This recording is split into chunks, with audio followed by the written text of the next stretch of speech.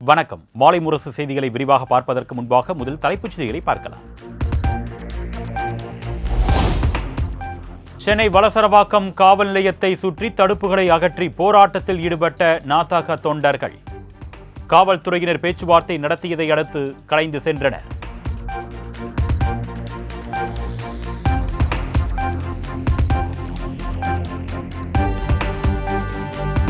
முதலமைச்சர் மு.க. ஸ்டாலினின் 72வது பிறந்தநாள் விழா பொதுக்கூட்டம். சென்னை கொட்டிவாக்கத்தில் நடக்கும் விழாவில் கூட்டணி கட்சி தலைவர்கள் பங்கேற்று வாழ்த்துரை.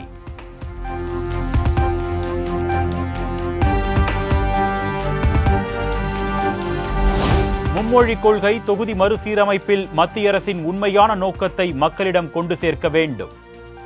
தனது பிறந்தநாளையொட்டி முதலமைச்சர் மு.க. ஸ்டாலின் திமுக தொண்டர்களுக்கு வீடியோ மூலம் வேண்டுகோள். எதிர்கொண்டிருக்கு. இதனுடைய உண்மையான நோக்கத்தை நீங்க மக்களிடம் கொண்டு சேர்க்க கேட்டுக்கிறேன். தொகுதி மறுசீரமைப்பு என்பது நம்ம மாநிலத்தோட சுயமரியாதை, சமூக நீதி, நம்ம சமூக நல திட்டங்களை பெரிதும் பாதிக்கும். இதை நீங்க மக்களிடம் கொண்டு செல்ல வேண்டும்.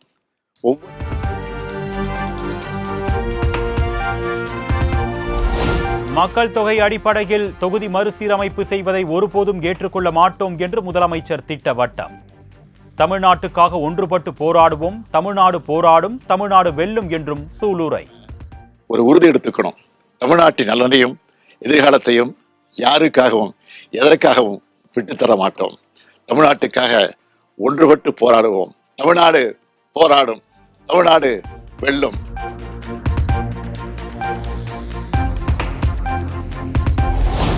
தமிழ்நாட்டில் கள்ளச்சாராயம் மற்றும் போதைப் பொருள் விற்பனை அமோகமாக நடைபெற்று வருவதாக எடப்பாடி பழனிசாமி குற்றச்சாட்டு.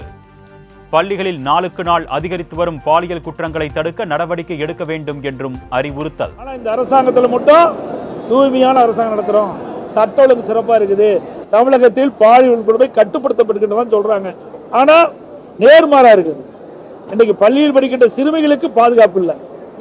இன்னைக்கு வேலையே பயிர மேயிற மாதிரி இன்றைக்கு ஒரு சில ஆசிரியர்கள் செய்கின்ற தவறு ஒட்டுமொத்த ஆசிரியர்கள் பாதிக்கக்கூடிய சூழ்நிலை ஏற்படுது.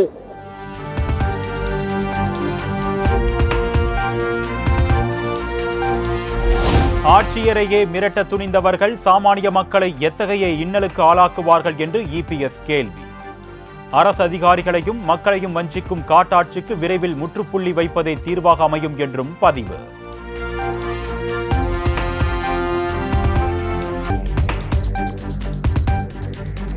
தொகுதி மறுசீரமைப்புக்கு எதிரான தமிழக அரசின் அனைத்து கட்சி கூட்டத்தில் அதிமுக பங்கேற்கும். எதிர்க்கட்சித் தலைவர் எடப்பாடி பழனிசாமி அறிவிப்பு. அனைத்து இந்திய அண்ணா திராவிட முன்னேற்ற கழகம் வருகின்ற 5ஆம் தேதி நடைபெறுகின்ற அந்த கூட்டத்தில் கலந்து கொள்ளும். அதெல்லாம் அங்கதான் பேச முடியும்.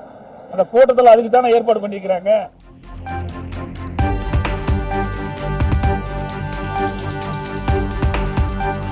மாநிலங்களுக்கான நிதி ஒதுக்கீட்டை 40% குறைக்க நிதிக்குழு பரிந்துரைக்க உள்ளதாக தகவல். மாநிலங்களுக்கு 50% நிதி பகிர்வு வேண்டும் என்று தமிழ்நாடு அரசு மீண்டும் வலியுறுத்தி வருவதாக அமைச்சர் தங்கம் தென்னரசு பதிவு.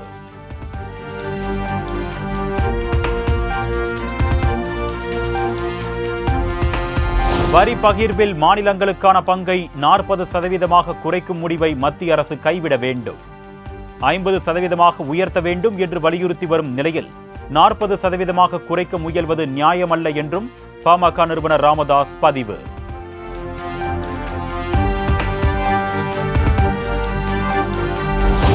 தமிழ்நாட்டில் தேசிய கல்விக் கொள்கையை அமல்படுத்தும் தேவை உள்ளதாக ஆளுநர் ஆர்.என். ரவி கருத்து.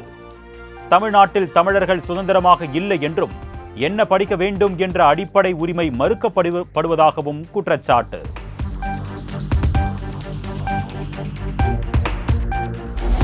மொழி உணர்ச்சி குறித்து எங்களுக்கு பாடம் எடுக்க வேண்டாம். தொழில் தேர்வு எது, மொழி திணிப்பு எது என்று எங்களுக்கு தெரியும் என்றும் ஆளுநர் ஆர்.என். ரவிக்கு சட்டத்துறை அமைச்சர் ரகுபதி பதிலடி.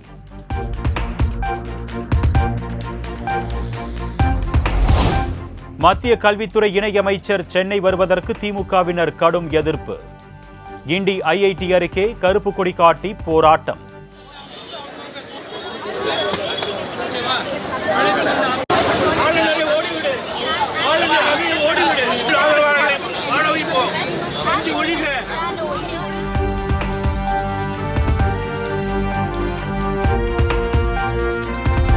தொகுதி மறுசீரமைப்பு குறித்த அனைத்து கட்சி கூட்டத்தில் அதிமுக பங்கேற்கும் என்ற அறிவிப்பு வரவேற்கத்தக்கது. மும்மொழி கொள்கை விவகாரத்தில் ஆளுநரின் கருத்து அவசியமற்றது என்றும் திமுக எம்பி கனிமொழி பேட்டி. புதிய கல்விக் கொள்கை தேவையில்லை, அவசியமில்லை. அதிலே சில விஷயங்களை ஏற்றுக்கொள்ளலாம். ஆனால் மும்மொழி கொள்கை போன்ற விஷயங்களை தமிழ்நாடு ஏற்றுக்கொள்ளாது என்பதை தெளிவாக சொல்லியிருக்கிறார்கள். அப்படிப்பட்ட ஒரு சூழலிலே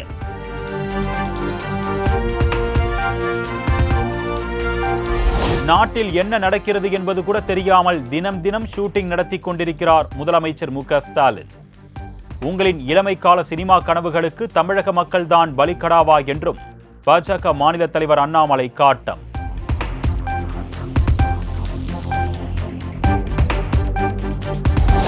சென்னையில் முதலமைச்சர் மு.க. ஸ்டாலினுடன் மக்கள் நீதி மய்ய தலைவர் கமல்ஹாசன் சந்திப்பு. தலைமை செயலாளர் முருகானந்தம், காவல்துறை இயக்குநர் சங்கர் ஜிவால், நல்லி குப்புசாமி உள்ளிட்டோர் நேரில் வாழ்த்து.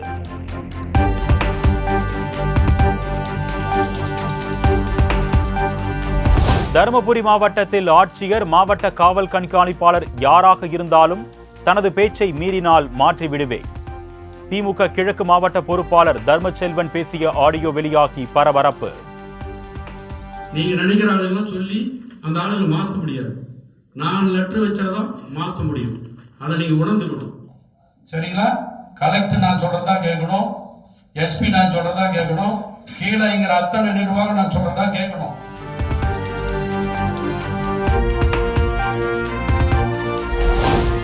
சென்னை தியாகராய நகரில் விதிகளை மீறி கட்டப்பட்டுள்ள கட்டிடத்தை 12 வாரத்திற்குள் இடித்து அகற்ற வேண்டும். மாநகராட்சி மற்றும் சிஎம்டிஏவுக்கு உயர்நீதிமன்றம் உத்தரவு.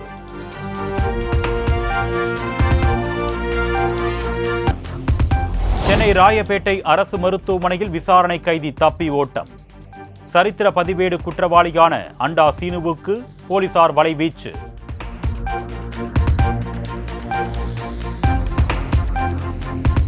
வாகன தணிக்கையின் போது 2 காவலர்கள் மட்டுமே ஈடுபட வேண்டும். கும்பலாக நின்று சோதனையில் ஈடுபடக்கூடாது என்றும் போக்குவரத்து போலீசாருக்கு கட்டுப்பாடு.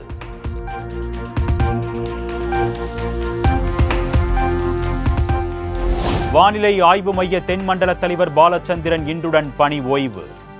புதிய தலைவராக நியமனம் செய்யப்பட்டுள்ள மூத்த விஞ்ஞானி அமுதா நாளை பொறுப்பேற்க உள்ளதாக தகவல்.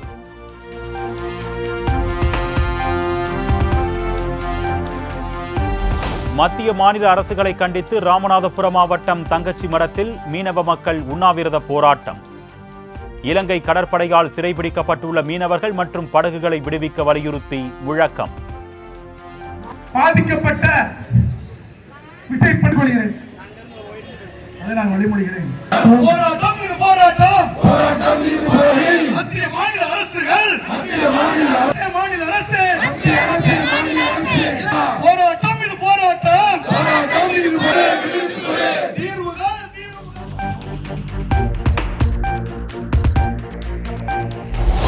சென்னையில் பல்வேறு கோரிக்கைகளை வலியுறுத்தி மீனவ மக்கள் போராட்டம். தடுத்து நிறுத்திய போலீசாருடன் தள்ளுமுள்ளுவில் ஈடுபட்டதால் பரபரப்பு.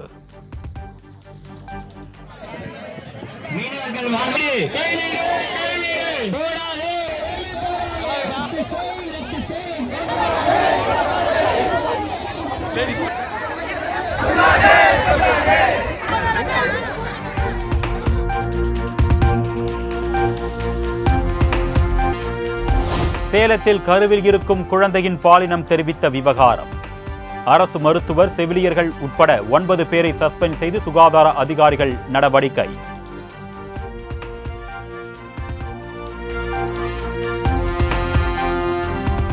திண்டுக்கல் அருகே களை கட்டிய ஜல்லிக்கட்டு போட்டி. வாடிவாசலில் இருந்து சீறி பாயும் காளைகளை தீரத்துடன் அடக்கும் மாடுபிடி வீரர்கள்.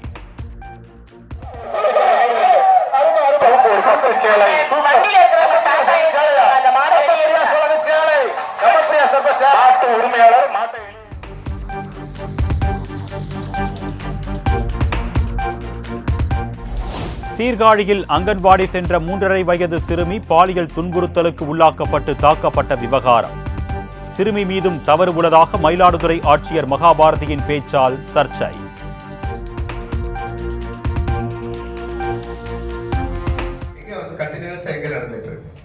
இது கூட அந்த லாஸ்ட் வீக் நடந்த அந்த 3 வயசு குழந்தைக்கு வந்து பாத்தீங்கன்னா அது வந்து அந்த குழந்தையே தப்பா நடந்திருக்கு. அது நீங்க கவனிச்சு பாத்தீங்கன்னா தெரியும். அந்த குழந்தையே வந்து எனக்கு கிடைச்ச ரிப்போர்ட் வந்து அந்த பையனை காலையில துப்பி இருக்கு முகத்துல.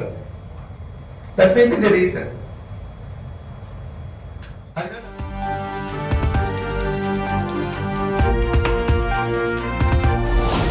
2024-2025 ஆண்டிற்கான PF வைப்பு நிதி வட்டி விகிதத்தில் மாற்றமில்லை.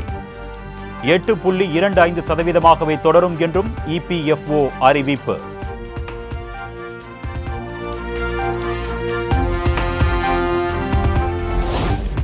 மதம் என்பது மக்களை ஒன்றிணைப்பதாகும். மக்களை பிளவுபடுத்த அதை பயன்படுத்தக்கூடாது. மேற்கு வங்க ஆளுநர் CV ஆனந்த் போஸ் கருத்து.